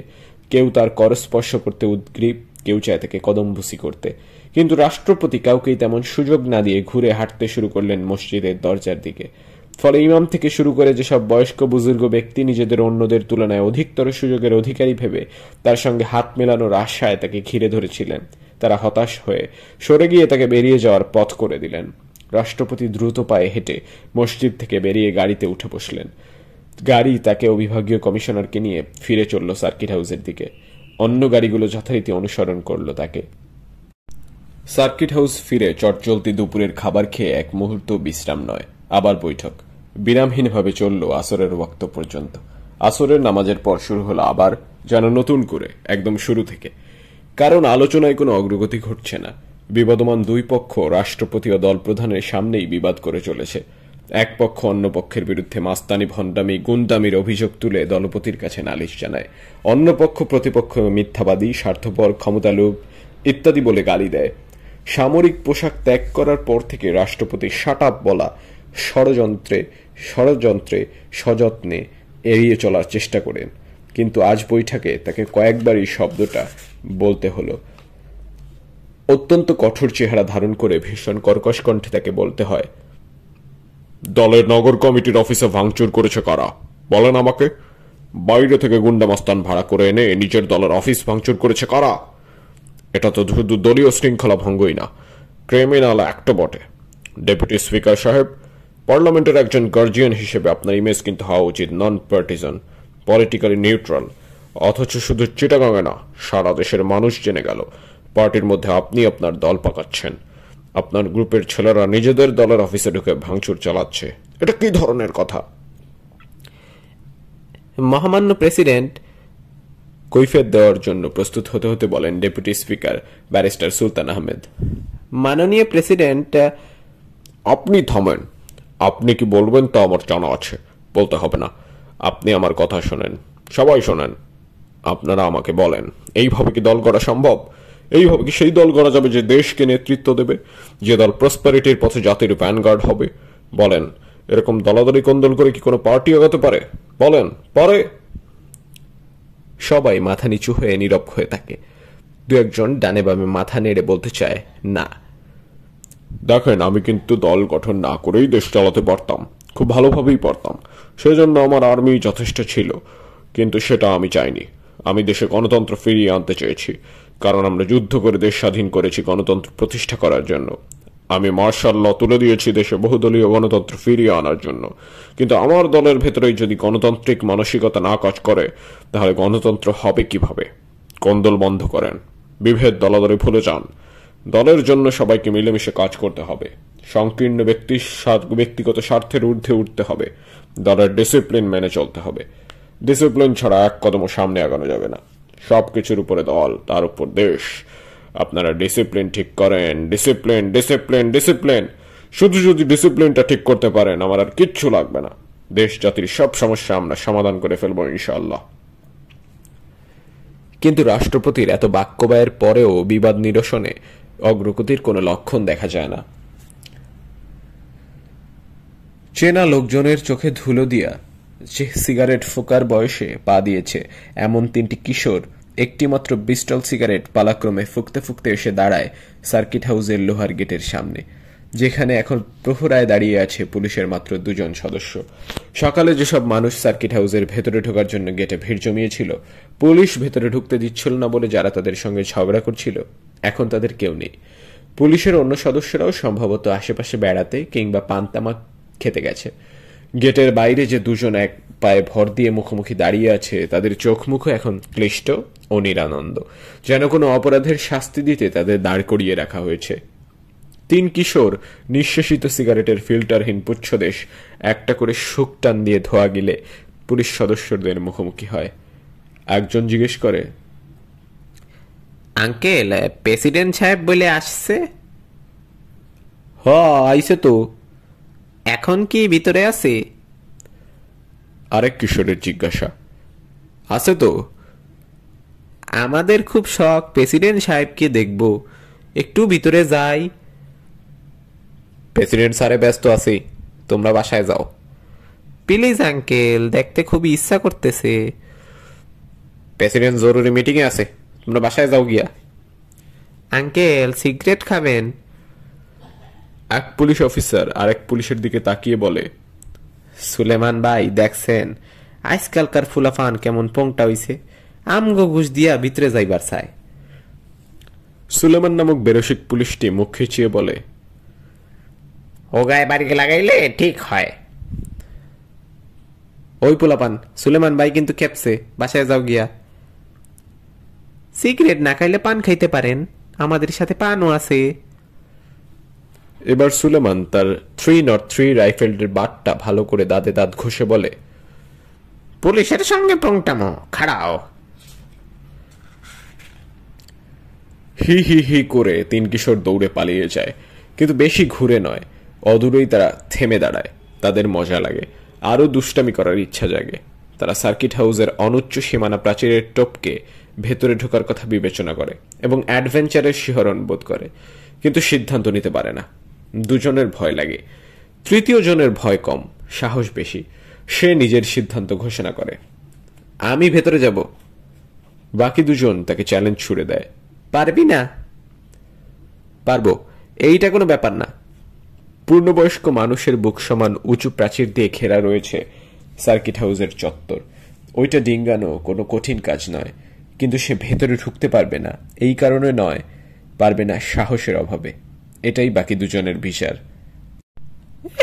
পারবি না, তোর বুকের পাটা এত বড় না। এইটুকু দেয়াল পার হইতে বুকের পাটা লাগে না, আমি পারবো। তোরা বাজি ধরবি? বাজি, ঠিক আছে বাজি। দেয়াল ডিঙিয়ে ভেতরে ঢুকতে পারলে সে পাবে 20 টাকা, আর না পারলে অপর 2 জনকে সে দেবে 20-40 টাকা। দুঃসাহসী কিশোর বাজি মাত করার লোভে বাদরের মতো হাত পা ব্যবহার করে উঠে দাঁড়ায় সার্কিট হাউসের সীমানা প্রাচীরের মাথায়। পড়ন্ত বিকেলের লালচে রোদে সার্কিট হাউসের লনে ঘন সবুজ ঘাসে তার দীর্ঘ ছায়া পড়ে। সতর্ক দৃষ্টি মেলে এক মুহূর্ত চত্বরটা দেখে নেয় সে, তারপর ধূপ করে লাফিয়ে পড়ে ঘাসের ওপর। একটু থেমে বুক ভরে দম নেয়, ডানে বামে সতর্ক দৃষ্টি মেলে তাকায়, তারপর দুরু দুরু বুকে গুটি গুটি পায়ে এগিয়ে যায় মূল বাংলোতে ঢোকার প্রধান দরজার দিকে। কিছুটা পথ এগোনোর পর থমকে দাঁড়ায় সে, দেখে বাংলোর দরজার সামনেই কাঠের বারান্দায় স্বয়ংক্রিয় রাইফেল হাতে মুখোমুখি দাঁড়িয়ে আছে জলপাই রঙের ডোরাকাটা পোশাক পরা 2 সৈনিক। তারা পরস্পর মুখের দিকে চেয়ে আছে মূর্তির মতো, যেন জগতের অবশিষ্ট সবকিছু ভুলে গিয়ে মুখস্থ করছে পরস্পরের মুখশ্রী। কিশোরটি তাদের দৃষ্টির অগোচরে নরম ঘাসের বুকে নিঃশব্দ চরণে এগিয়ে যায় শিকারী বিড়ালের মতো। পোর্চের সামনে পৌঁছে সে আবার দাঁড়ায়। এবার 2 প্রস্তর মূর্তির দেহে যেন প্রাণ সঞ্চারিত হয়। তারা নড়ে ওঠে, বিস্মিত বড় বড় চোখে তাকায় কিশোরটির দিকে, এবং তাদের ঠোঁট নড়ে ওঠার আগেই কিশোরটি বলে ওঠে, প্রেসিডেন্ট স্যারকে দেখা যাবে আঙ্কেল? এই তুমি কে, ভিতরে ঢুকলা কেমনে? গর্জন করে ওঠে প্রেসিডেন্ট গার্ড রেজিমেন্টের 2 সৈনিকদের একজন। অন্যজন কণ্ঠে একটু আদর ঝরে পড়ে, যাও যাও, পুলিশ দেখলে রাইগা যাইব। আঙ্কেল, গেটের পুলিশ বলল আপনারা পারমিশন দিলে ভিতরে যাইতে পারবো। নির্ভয়ে মিথ্যা বলে দুষ্টু কিশোর। এই ছেলে, তুমি তো আমগো চাকরি খায়া দিবা দেখা যায়। যাও যাও, আর কথা কইও না। কণ্ঠ চেপে প্রায় ফিসফিসানির মতো করে বলে স্নেহশীল সৈনিকটি, কিন্তু রাগীজন যে প্রথম গর্জে উঠেছিল সে গ্রীবা বাড়িয়ে লনের ওই পারের লোহার গেটের দিকে চেয়ে সেখানে কর্তব্যরত পুলিশ সদস্যদের উদ্দেশ্যে হেড়ে গলায় হাঁক ছাড়ে, এই পোলারে ভিতরে ঢুকতে দিছে কেডা? কিন্তু তার চিৎকার লোহার গেটের পুলিশ প্রহরীদের কর্ণঘুরে প্রবেশ করে না। তবে তা বেশ জোরে ধাক্কা মারে কিশোরটির হৃৎপিণ্ডে। সে তৎক্ষণাৎ ঘুরে নিজের নিতম্বে চাপড় মেরে কাম সারছে বলে দৌড় দেয় প্রাচীরের কাছে। প্রেসিডেন্ট গার্ড রেজিমেন্টের 2 রাইফেলধারী সৈনিক তা দেখে আরো বিস্মিত হয়। কোনো ক্রিয়া করে না, চেয়ে চেয়ে দেখতে থাকে অদ্ভুত কিশোরটির কাণ্ড। ছেলেটি আবার বাদুড়ের মতো হাত পা কাজে লাগিয়ে উঠে দাঁড়ায় প্রাচীরের মাথায়। তার পিঠ শিরশির করে। সে ভয় বিস্ফারিত চোখে পেছন ফিরে একটিবার তাকায় এবং ধূপ করে লাফিয়ে পড়ে বাইরের ঘাসে। সন্ধ্যা 7টায় আবার সার্কিট হাউস হয়ে যায়।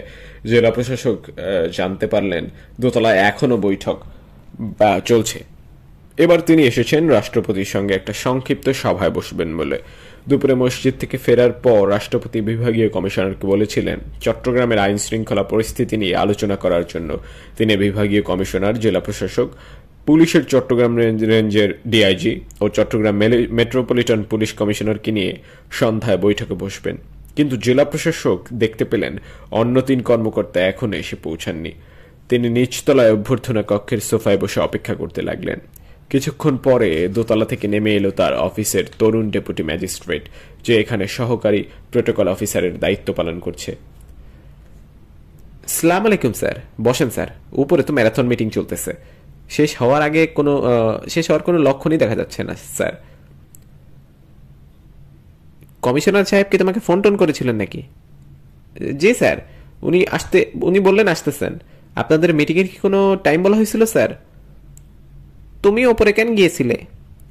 এই স্যার এমনি ঘোরাঘুরি করার কি দরকার? স্যার আপনাকে চা দিতে বলি? বলো চিনি কম দিতে বলবে। জি স্যার।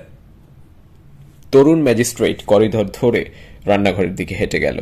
এই সময় এসে ঢুকলেন বিভাগীয় কমিশনার। কি অবস্থা? ওপরে এখনো মিটিং চলতেছে নিশ্চয়ই? হ্যাঁ স্যার, শেষ হওয়ার কোনো লক্ষণই নাকি নাই। ও, আপনি কখন এসেছেন? এই তো 5 মিনিট। বিকেলে চিটাগাং ক্লাবে গিয়েছিলাম টেনিস খেলতে। ওখানে কানাঘুষা চলতেছিল প্রেসিডেন্ট আর জিওসির কারেন্ট রিলেশন নিয়ে। জেনারেল মঞ্জুর যে সকালে প্রেসিডেন্টকে রিসিভ করতে এয়ারপোর্টে যাননি, সেটা অনেক লোক জেনে গেছে। এটা তো এখন আর না জানার কিছু নাই স্যার। ওখানে বলা বলি হচ্ছিল বঙ্গভবন থেকে আগেই নাকি বলে দেওয়া হয়েছে প্রেসিডেন্টকে রিসিভ করতে জিওসির নাকি এয়ারপোর্টে যাওয়ার দরকার নেই। আপনি কি এরকম কিছু শুনেছেন? না তো স্যার, এরকম তো কিছু শুনিনি। কিন্তু এটা কি হতে পারে? বঙ্গভবন থেকে এরকম কথা কেন বলা হবে? আমারও তো সেটাই প্রশ্ন। প্রেসিডেন্ট জিওসির সাথে অ্যানয়েড হয়ে থাকতে পারে, কিন্তু তাই বলে এভাবে নিষেধ করে দেবেন, এটা কি হয়? না স্যার, হয় না। আর বঙ্গভবন থেকে যদি সত্যি জিওসিকে প্রেসিডেন্টকে রিসিভ করতে নিষেধ করা হতো, তাহলে কি প্রেসিডেন্ট এয়ারপোর্টে জিওসিকে দেখতে না পেয়ে ব্রিগেডিয়ার রাজেশ সাহেবকে জিজ্ঞেস করতেন যে মঞ্জুর কেন আসেননি? স্যার, চিটাগাং ক্লাব তো একটা রিউমার ফ্যাক্টরি। গোটা দেশটাই তো তাই। রিউমার সারা বাঙালির চলে। জেলা প্রশাসকের জন্য চা এলো। তিনি বিভাগীয় কমিশনারের জন্য চা আনতে বললেন। ছেলেটি হন্তদন্ত হয়ে ছুটে গিয়ে আর 1 কাপ চা নিয়ে এলো। 2 কর্মকর্তা চা খেতে খেতে কথা চালিয়ে গেলেন। বিভাগীয় কমিশনার এবার বললেন, পার্টির সিটি কমিটির অফিসে ভাঙচুরের ঘটনায় প্রেসিডেন্ট ভীষণ ক্ষেপে গেছেন। আমার তো মনে হচ্ছে উনি ব্যারিস্টার সুলতানকে ভালো রকম ধোলাই দিচ্ছেন। জেলা প্রশাসক বললেন, কিন্তু সেটার জন্য কি সারাদিন লাগে স্যার? সারাটা দিন গেল, রাত 8টা বাজতে চললো, এখনো মিটিং শেষ হওয়ার কোনো লক্ষণই নাই। সম্ভবত কোনো পক্ষে প্রেসিডেন্টের কোনো কথা শুনছে না। সবার উপর প্রেসিডেন্টের অ্যাকচুয়াল কন্ট্রোল এখনো প্রতিষ্ঠা হয়নি। এখন উভয় পক্ষই পরস্পরের শাস্তির দাবিতে অ্যাডামেন্ট। কি ধরনের শাস্তি? সম্ভবত ডেপুটি প্রাইম মিনিস্টার চাচ্ছেন ব্যারিস্টার সাহেবকে দল থেকে বহিষ্কার করা হোক। বহিষ্কার ছাড়া অন্য কিছু উনি মানতে নারাজ। তাই বলে স্বয়ং প্রেসিডেন্টের মধ্যস্থতায় কোনো কাজ হবে না? ওনার কি গর্ধ? প্রেসিডেন্ট ওনাদের মধ্যে মিটমাট পরিয়ে দেওয়ার জন্য ইরান ভিজিট বাতিল করে ছুটে এসেছেন। এটা কি ছোটখাটো ব্যাপার? আমার মনে হচ্ছে শেষ পর্যন্ত ব্যারিস্টার সাহেব পার্টি থেকে বের হয়ে যাবে। উনি নিজেই বের হয়ে যাবেন? Not likely. না, সম্ভবত এমন পরিস্থিতি সৃষ্টি করা হবে যাতে উনি বের হয়ে যেতে বাধ্য হন। সেটাও মনে হয় না। এই পর্যায়ে শুধু দলাদলির কারণে এত বড় কোনো নেতাকে দল থেকে একদম বের করে দেওয়া হবে, এটা কিন্তু আমার মনে হচ্ছে না। অবশ্য ব্যারিস্টার সাহেব নিজে থেকে যদি বের হয়ে যান তাহলে সেটা অন্য কথা, কিন্তু আমার বিশ্বাস কোনো পরিস্থিতিতেই উনি নিজে থেকে বেরিয়ে যাওয়ার পাত্র না। পুলিশের চট্টগ্রাম রেঞ্জের ডিআইজি ও চট্টগ্রাম মেট্রোপলিটন পুলিশ কমিশনার এসে পড়লেন। ফলে বিভাগীয় কমিশনার ও জেলা প্রশাসকের মধ্যকার আলাপ আলোচনা ও জল্পনা কল্পনা থেমে গেল। তারা পুলিশের দুই কর্মকর্তাকে জানালেন, রাজনৈতিক নেতাদের সঙ্গে রাষ্ট্রপতির বৈঠক এখনো শেষ হয়নি, শেষ হওয়ার কোনো লক্ষণও নেই। এর মধ্যে সার্কিট হাউসের রসুই ঘর থেকে দোতলায় বসে থাকা লোকেদের জন্য যে কত গ্যালন চা সরবরাহ করা হয়েছে তার হিসেব নেই। একটু পরেই পুলিশের দুই কর্মকর্তার জন্য চা এসে গেল।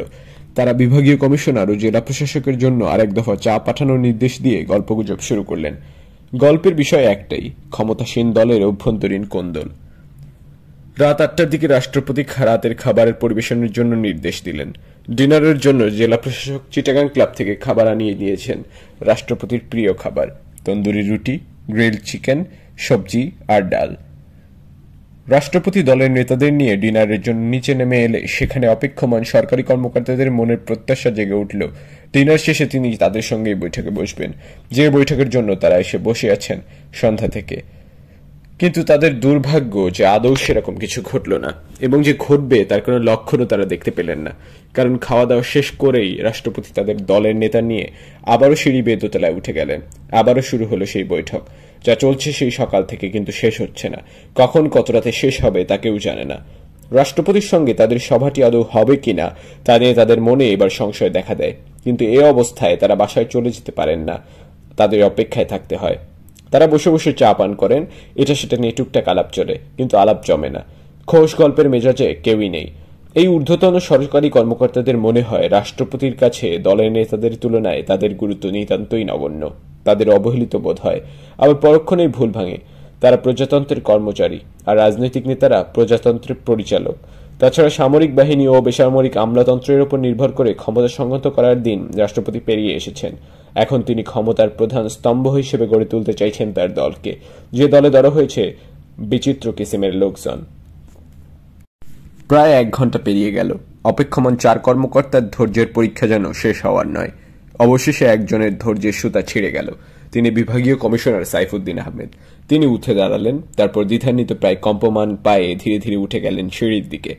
অন্যরা চাপা হাসি মুখে নিয়ে চোখ পিটপিট করে তাকিয়ে এলেন তার দিকে। বিভাগীয় কমিশনার দোতলায় উঠে খুঁজে পেলেন রাষ্ট্রপতির সামরিক একান্ত সচিব লেফটেন্যান্ট কর্নেল মাহফুজকে। কমিশনার তাকে রাষ্ট্রপতির সঙ্গে তাদের নির্ধারিত সভাটির কথা জানালেন এবং জানতে চাইলেন সেই সভাটি অনুষ্ঠিত হবে কিনা। লেফটেন্যান্ট কর্নেল সাহেব ঢুকে পড়লেন সেই কক্ষে যেটিতে রাষ্ট্রপতি তার দলের নেতাদের সঙ্গে বৈঠক করছেন। এক মুহূর্ত পরে তিনি বেরিয়ে এসে বিভাগীয় কমিশনারকে বললেন, মহামান্য রাষ্ট্রপতির সঙ্গে আজ আপনাদের বসা হবে না, আপনারা বাসায় চলে যেতে পারেন। স্বস্তির নিঃশ্বাস ফেলে বিভাগীয় কমিশনার লেফটেন্যান্ট কর্নেলকে ধন্যবাদ জানিয়ে সিঁড়ি বেয়ে নিচতলায় নেমে এসে অপেক্ষমান অন্য 3 কর্মকর্তাকে বললেন, বাসায় চলে যান, মিটিং হবে না। তারা অবিলম্বে বাংলো থেকে বেরিয়ে নিজ নিজ বাসভবনের পথে যাত্রা শুরু করলেন। রাত 11:30টায় রাষ্ট্রপতি বৈঠক সমাপ্ত ঘোষণা করে নিজের সুইটে প্রবেশ করে দরজা বন্ধ করে দিলেন। দরজায় স্বয়ংক্রিয় চীনা রাইফেল হাতে দাঁড়িয়ে রইলেন তার গার্ড রেজিমেন্টের 2 সৈনিক। রাষ্ট্রপতি তার সুইটে ঢুকেই বাথরুম গিয়ে ধীরে সুস্থে অজু করলেন। অজু করতে করতে তার মনে পড়ল তার 2 কিশোর পুত্রের কথা, তাদের মায়ের কথা। আবার পরমুহূর্তেই তিনি তাদের ভুলে গিয়ে দলের কোন্দল নিয়ে ভাবতে শুরু করলেন। এত স্বার্থপর ও মতলববাজ লোকজন নিয়ে তিনি তার দলটিকে কিভাবে নিজের মনের মতো গড়ে তুলবেন, এই চিন্তায় পীড়িত হতে হতে তিনি অজু শেষ করলেন। তারপর হাত মুখ মুছে এসে কিবলামুখী হয়ে জায়নামাজ বিছিয়ে 2 চোখ বুজে দাঁড়ালেন এশার নামাজে। দ্রুত, যেন বা নিজের অজান্তেই নামাজ শেষ হল। জায়নামাজ গুটাতে গুটাতে তার চোখে ভেসে উঠল ছেলে দুটির মুখ। তিনি খাটের কিনারে বসে বেডসাইড টুলে রাখা লাল টেলিফোনটা হাতে তুলে নিয়ে ডায়াল করলেন এবং অবিলম্বে শুনতে পেলেন স্ত্রীর কণ্ঠ। হ্যালো। বাচ্চারা ঘুমিয়ে পড়েছে? হ্যাঁ, অনেক রাত হয়েছে না? তুমি ঘুমাওনি এখন? আর বলো না, পলিটিশিয়ানদের নিয়ে আর পারা গেল না। শুধু দলাদলি, শুধু কোন্দল। এইমাত্র মিটিং শেষ করলাম। ঝামেলা মিটেছে? কি করে বলি, আমার সামনে এসে তো সবগুলো ভিজা বিড়াল বনে যায়। তুমি কি এখন রওনা দিচ্ছ? কিভাবে? এখানে তো ভীষণ ঝড় বৃষ্টি শুরু হয়ে গেছে। কাল সকালের আগে আর যাওয়া হচ্ছে না। তাহলে রাতে ওখানেই থাকছো? হ্যাঁ, উপায় নেই। আচ্ছা, তাহলে ঘুমিয়ে পড়ো। আচ্ছা, খোদা হাফেজ। বাচ্চাদের আদর জানিও। আচ্ছা, খুদা হাফিজ। রাষ্ট্রপতি টেবিলে টেলিফোন রেখে শুয়ে পড়লেন, কিন্তু ঘুমের মধ্যে কোনো লক্ষণই টের পেলেন না। শুয়ে শুয়ে দলের ও দেশের কথা ভাবতে লাগলেন। দেশের কথা ভাবতে ভাবতে তার হঠাৎ ভাবনায় চলে এলো জেনারেল মঞ্জুর ও চট্টগ্রাম সেনানিবাসের কথা। ওখানে ষড়যন্ত্র হচ্ছে আমার বিরুদ্ধে, বিড়বিড় করে বললেন তিনি। ষড়যন্ত্র করছে মঞ্জুর আমার বিরুদ্ধে? How ridiculous! আপন মনে হাসলেন তিনি। এদিকে দলের মহাসচিব, মহিলা নেত্রী ও একজন প্রতিমন্ত্রী একই তলায় নিজ নিজ কক্ষে প্রবেশ করে দরজা বন্ধ করে দিয়েছেন। রাষ্ট্রপতির সুইটের পাশের কামরায় তার ব্যক্তিগত চিকিৎসক লেফটেন্যান্ট কর্নেল মাহতাব এবং তার পরের কামরাটিতে ঘুমানোর আয়োজন করেছেন রাষ্ট্রপতির একান্ত সামরিক সচিব লেফটেন্যান্ট কর্নেল মাহফুজ। আরও 3টি আলাদা কক্ষে রাষ্ট্রপতির নিরাপত্তা কর্মকর্তা lieutenant colonel Moinul Ahsan, ADC captain Mazhar এবং প্রেসিডেন্ট গার্ড রেজিমেন্টের সদস্য ক্যাপ্টেন হাফিজ। নিচতলায় অভ্যর্থনা হলের সোফায় গুটিসুটি মেলে শুয়ে আছেন ডিসি অফিসের সহকারী প্রোটোকল অফিসার, এখনো অবিবাহিত তরুণ ডেপুটি ম্যাজিস্ট্রেট আনোয়ার হোসেন। দলের নেতারা বাংলো থেকে বেরিয়ে দেখতে পেলেন বাইরে বাতাস থেমে গেছে। নিঃশ্বাস বন্ধ করে আছে চট্টগ্রাম নগরী। গুমোট গরমে স্থির নিশ্চুপ দাঁড়িয়ে আছে সার্কিট হাউসের চত্বরের গাছপালা। বাংলোর বারান্দায় দরজার দুই পাশে স্বয়ংক্রিয় চীনা রাইফেল হাতে প্রহরারত প্রেসিডেন্টস গার্ড রেজিমেন্টের 2 সদস্যের কপালে ঘাম চকচক করছে। বাইরের লোহার গেটে দাঁড়ানো পুলিশ সদস্যদের ভঙ্গি অলস। তাদের একজন বিকট হাই তুলে গেট খুলে দিল। গেটের কাছের ল্যাম্পপোস্টের হলদেটে আলোয় তাদের ভুতুড়ে দেখাচ্ছে। কাছেই একটা প্যাঁচা হঠাৎ পিলে চমকানো শব্দে ডেকে উঠল। সীমানা প্রাচীরের ধার ঘেঁষে শুকনো লতাপাতা মারিয়ে সরসর শব্দ করে চলে গেল একটি গোখরো সাপ। গেট থেকে দূরে রাস্তার ওই পারে লাইট পোস্টের নিচে এসে দাঁড়ালো একটি শিয়াল। জল জল চোখে সে তাকালো সার্কিট হাউসের বাংলোটির লাল ছাদের দিকে। হঠাৎ প্রকট বিজলি চমকে উঠল। তারপর কড়াত শব্দে আকাশ ফেটে চৌচির হয়ে শিয়ালটি লেজ তুলে দৌড়ে পালালো, আর শো শো শব্দ করে ছুটে এলো বাতাসের ঘূর্ণি। উড়িয়ে নিতে চাইল গোটা বাংলো বাড়িটাকে। ঠাস ঠাস শব্দে বাড়ি খেতে থাকলো আশেপাশের ঘর বাড়িগুলোর জানালা কপাট। অদূরে কেউ একজন আর্তনাদ করে উঠল। ঝনঝন শব্দে কোথাও আছড়ে পড়ল একটা টিন। মর্মর শব্দে ভেঙে গেল ডালপালা, উড়ে গেল শো শো শব্দে। উথাল পাতাল বাতাস আর ঘন ঘন বজ্রপাতের সঙ্গে শুরু হলো এলোপাতাড়ি বৃষ্টি। অচিরে সেই বৃষ্টি রূপান্তরিত হলো ভারী বর্ষণে। চলতে থাকলো অবিরাম। এ যেন জ্যৈষ্ঠ মাস নয়, আষাঢ় শ্রাবণ এসেছে ঘনঘোর বর্ষা নিয়ে। ঝড় বৃষ্টি থেমে গেলে প্রকৃতি পরিশ্রান্ত ঘোড়ার মতো ঘুমায়। বিপদকালীন আশ্রয় ছেড়ে বেরিয়ে আসে নিশাচর পশু পাখি ও কীটপতঙ্গ। ঝিঝিদের ডাকে আবার হয়ে ওঠে স্বাভাবিক রাত। সার্কিট হাউসের ছাদে এসে বসে 2টি প্যাঁচা। তারা পরস্পরের দিকে চোখ পাল্টায় এবং কিছু বলে। দূরে পাহাড়ের খোদল থেকে বেরিয়ে আসে একসঙ্গে ডেকে ওঠে শিয়াল। সার্কিট হাউসের বাইরে বড় রাস্তায় ঘেউ ঘেউ করে ওঠে 3টি কুকুর। তারপর শেষ রাতের প্রহরে নগরের মসজিদগুলোর মাইকে মাইকে ফজরের আজান বেড়ে ওঠার আগে রাষ্ট্রপতির ঘুমন্ত দেহটি শোয়া থেকে স্বয়ংক্রিয়ভাবে তড়াৎ করে উঠে বসে। বিভ্রান্ত বড় বড় চোখে ঘাড় ঘুরিয়ে ফিরিয়ে নিজের ডানে বামে তাকিয়ে তিনি ভোররাতের আবছায়া দেখেন। ঠাউর করতে পারেন না কোথাও কিছু বিস্ফোরিত হলো কিনা এবং পৃথিবীটা কেঁপে উঠল কিনা। এমনকি তিনি এ মুহূর্তে কোথায় আছেন, কি করছেন বা কি করছিলেন, এখন দিন না রাত, সকাল না সন্ধ্যা, এসবের কিছুই বুঝতে পারেন না। কিন্তু মুহূর্ত পরেই প্রচন্ড আরেক বিস্ফোরণে তার এই স্নায়বিক নৈরাজ্য কেটে গেল। এবার তিনি ধরতে পারলেন শব্দটা গোলা বিস্ফোরণের এবং নিজেকে আবিষ্কার করলেন চট্টগ্রাম নগরীতে। ফলে তার টনক নড়ে উঠল, কারণ সামরিক গোয়েন্দারা তাকে চট্টগ্রাম আসতে বারণ করেছিল। ঝট করে তার মনে ভেসে উঠল ডিজিএফআই এর মহাপরিচালক মেজর জেনারেল মোহাম্মদ জান চৌধুরীর উদ্বিগ্ন মুখচ্ছবি। কাল সকালে রাষ্ট্রপতি চট্টগ্রামে আসার জন্য যখন তৈরি হচ্ছিলেন, তখন মোহাম্মদ জানের ফোন এলো। স্যার, আপনার জন্য খুব জরুরি কিছু কথা ছিল। কি কথা বলো? স্যার, 1 to 1 বলা দরকার। আমি কি এখন একটু আসতে পারি স্যার? আমি তো এখন এয়ারপোর্ট যাচ্ছি। আপনি কি স্যার বাসা থেকে বের হয়ে গেছেন? না, এক্ষুনি বেরোবো। তাহলে স্যার আমি আসি। আসো আসো, জলদি। আসতে বললেন বটে, কিন্তু তার জন্য রাষ্ট্রপতি অপেক্ষা করলেন না। চা শেষ না করেই কাপড় পরে নিলেন, তারপর বেরিয়ে পড়লেন। গাড়িতে ওঠার মুহূর্তে মোহাম্মদ জান চৌধুরী এসে হাজির। রাষ্ট্রপতি তাকে বললেন, তুমি আমার গাড়িতে উঠে বসো, এয়ারপোর্ট যেতে যেতেই শোনা যাবে কি এমন জরুরি কথা তোমার। সেনানিবাসের মইনুল রোডের বাসা থেকে বেরিয়ে প্রেসিডেন্টের গাড়ি বিমানবন্দরের দিকে এগিয়ে চলল। মোহাম্মদ জান চৌধুরী রাষ্ট্রপতির দিকে তাকিয়ে বললেন, স্যার, আজকের চিটাগাং ভিজিটটা কি ক্যান্সেল করা যায় না? তার কণ্ঠের আকুতি রাষ্ট্রপতির কাছে নাটুকেপনা মনে হলো। তিনি দেখে আসছেন একটু বাড়তি সুনজর ও বদান্যতার লোভে প্রত্যেকটা লোক ভক্তি ভালোবাসার কি অভিনয়ই না করে। বরাবরের মতোই বিরক্ত হলেন তিনি। তার জানা আছে সামরিক গোয়েন্দা প্রধান তাকে কি বলার জন্য এই সাত সকালে ছুটে এসেছেন। তাই মৃদু ভৎসনার সুরে তাকে বললেন, ডোন্ট বি রিডিকুলাস, কে বলতে চাচ্ছ পরিষ্কার করে বলো। স্যার, আমি এটাই বলতে চাচ্ছি, please cancel the visit. Why? Sir, আমার কাছে লোকজন যতটা খবর পেয়েছে, চিটাগাং ক্যান্টনমেন্টের পরিবেশ মোটেই স্বাভাবিক না, ভীষণ অস্বাভাবিক এবং সন্দেহজনক। কিছু একটা কনস্পিরেসি হচ্ছে, আমি স্যার 99% নিশ্চিত। ফ্রিডম ফাইটার অফিসারদের মুভমেন্ট, তাদের কথাবার্তা সবকিছুতে স্যার ভীষণ সন্দেহজনক মনে হচ্ছে। অন্যান্য ক্যান্টনমেন্ট থেকে সেখানে ফ্রিডম ফাইটার অফিসারদের যাওয়া আসা খুবই বেড়ে গেছে। জিওসি মঞ্জুর চিটাগাং ক্যান্টনমেন্টে আমার লোকজনকে প্রায়ই কাজ করতে দিচ্ছেন না। You and your people already told all these stories many times. ঠান্ডা গলায় বললেন রাষ্ট্রপতি। Now tell me, if you have any concrete intelligence, what is the conspiracy? Who is plotting what? গোয়েন্দা প্রধান ঢোক গিললেন। তার কাছে ষড়যন্ত্র সম্পর্কে কোনো সুনির্দিষ্ট গোয়েন্দা তথ্য নেই। তিনি কেবল সন্দেহের কথা বলতে এসেছেন, আর রাষ্ট্রপতির জীবনের নিরাপত্তা নিয়ে নিজের শঙ্কা উদ্বেগ জানাতে এসেছেন। রাষ্ট্রপতির তার চোখে মুখে সেটাই দেখতে পাচ্ছেন, কিন্তু শঙ্কা তো নিছকই শঙ্কা, কোনো তথ্য নয়। স্যার, ভিজিট যদি ক্যান্সেল করা একেবারেই সম্ভব না হয় তাহলে ঠিক আছে।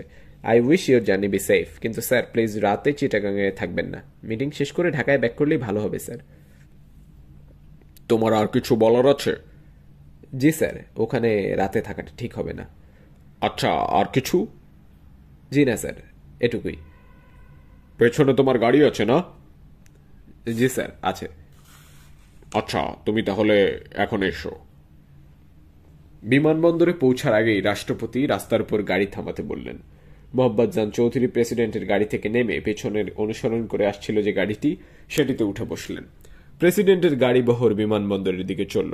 গোয়েন্দা প্রধানের গাড়ি উল্টো ঘুরে চলল তার বাসভবনের দিকে। গোলাগুলির শব্দে ছবিটা ভেঙে খান খান হয়ে গেল। রাষ্ট্রপতি শুনতে পেলেন তিনি বিড়বিড় করছেন, গতকালই, হ্যাঁ না, পরশু দিন, বৃহস্পতিবার, মানে আজ যেন কি বার, এখানে আসার দিন সকালে, হ্যাঁ, তার আগে অনেকবার, এই তো মাসখানেক আগেই ডিজিএফআই চিটাগাং ব্রাঞ্চের চিফ কি যেন নাম বার্তা পাঠিয়েছিল চিটাগাংয়ে নাকি কনস্পিরেসি হচ্ছে। কনস্পিরেসি, আমার বিরুদ্ধে কনস্পিরেসি। আমি মনে মনে হেসেছিলাম। আচ্ছা, আমার মিলিটারি সেক্রেটারি জেনারেল সাদেক শেষ মুহূর্তে হঠাৎ কেটে পড়ল কেন সে এলো না আমার সঙ্গে? কি বলেছিল যেন? জরুরি পারিবারিক কাজ। আসলেই এখন তো মনে হচ্ছে ভান। তার মানে সত্যি সত্যি এটা কনস্পিরেসি, আর সেটা সাদেকও জানতো। ও নো, গোয়েন্দাদের সব কথা ধরলে কাজ চলে না। গোয়েন্দারা সব গণকের মতো, 7 বার সতর্ক করলে যদি একবার ফলে, তবু ঘটনা ঘটার ঠিক আগ মুহূর্ত পর্যন্ত যদিটা থেকেই যায়। কিন্তু সেই একবার, ও নো, দ্যাট কান্ট বি। আচ্ছা, ফ্রিডম ফাইটার অফিসাররা কি সত্যি খুব খেপেছে? এতটাই খেপেছে যে অস্ত্র হাতে তুলে নিতে পারলো? Can believe. ওদের সঙ্গে ডিসক্রিমিনেশনটা কি খুব বেশি হয়ে গেছে? রিপ্যাট্রিয়েটদের এত প্রিভিলেজ দেওয়াটা কি ঠিক হয়নি? But they are the majority, and I need the মেজরিটির support. Manzur was always with me, and he still loves me, I believe. I also like him. Yes, he is different, a real professional soldier, not ideology driven like Tahir, Ziauddin and the likes. আমি ওর অভিমানের জায়গাটাও জানি। He want to be the chief of the army staff. Of course he deserves the post, and I'll certainly make him the chief of army staff, but for that he has to wait a bit. He should keep patience, but he is impatient, and his lady is more impatient than he. Oh, the ladies, they are always the problem. খুব দ্রুত লয়ে বাজতে থাকে এসব কথা। দুটি বিস্ফোরণের পর গোলাগুলি শব্দের সঙ্গে মিলেমিশে একাকার হয়ে কথাগুলো ভীষণ গোলমাল পাকিয়ে তোলে রাষ্ট্রপতির করটির ভেতরে, তাকে কিংকর্তব্য বিমূঢ় করে দেয়। খাটের কিনারে তিনি থ হয়ে বসে থাকেন। তখন তার মাথার ভেতরে কারা যেন চিৎকার শুরু করে। তারপর হঠাৎ শব্দ আসে মাথার বাইরে থেকে, দরজার দিক থেকে। তার ঘাড় ছট করে ঘুরে যায়, চোখ ছুটে যায় দরজার দিকে। দরজায় ধাক্কা পড়ছে। তিনি উঠে এগিয়ে যান, দরজা খোলেন। সামনের দিকে দেখতে পান কয়েকটি পরিচিত মুখ। জিজ্ঞাসা করতে চান কি হয়েছে। তখনই তার চোখ ধাঁধিয়ে, কান ফাটিয়ে, মস্তিষ্ক চুরমার করে সমগ্র সত্তা জুড়ে ঝলকে ওঠে এক প্রচণ্ড বজ্রবিদ্যুৎ। তারপর নিকষ নিঃসীম অন্ধকার।